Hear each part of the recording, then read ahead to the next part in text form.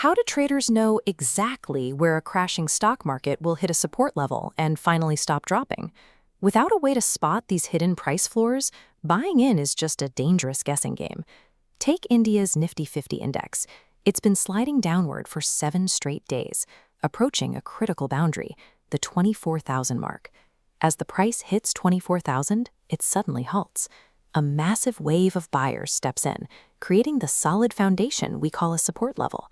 At this exact price, buyer demand becomes strong enough to completely absorb the downward momentum of panicked sellers.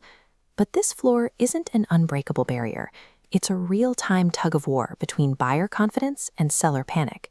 If the buyers hold the line, the downward trend is broken and the index stages a meaningful recovery. But if the price breaks below 24,000, it triggers automated stop losses and fresh panic, dragging the market lower.